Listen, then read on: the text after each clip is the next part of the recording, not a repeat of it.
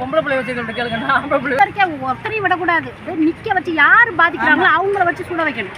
அப்பதான் அடுத்தவங்களுக்கு பொம்பளை பிள்ளை தொடணும்னு பயம் இருக்காது. ஏன்னா நீங்க எந்த தண்டனை கொடுக்காதான் மக்கள் அவங்களுக்கு தைரியம் ஜாஸ்தி ஆகிட்டே போகுது. நம்ம ஒரு 10 பேர் சுட்டு பாருங்க, அடுத்தவங்க யாரையுமே சுட மாட்டாங்க, அடுத்து செய்ய மாட்டான். அதனால கண்டிப்பா இதெல்லாம் நாங்களும் எவ்வளவு புக்ஸ் சைன் பண்ணி கொடுக்கணுமோ நான் கண்டிப்பா வாங்கி கொடுப்பேன்.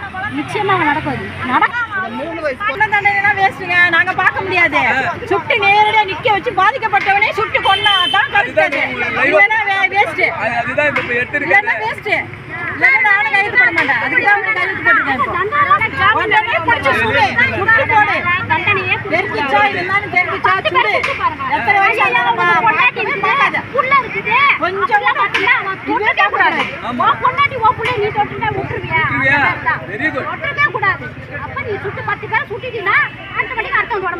இன்னைக்கு வரைக்கும் ஆம்பளை ஒழுங்கா இருக்காங்க. இல்லன்னு வச்சிருந்தா என்னைக்கே சுட்டு போடணும்.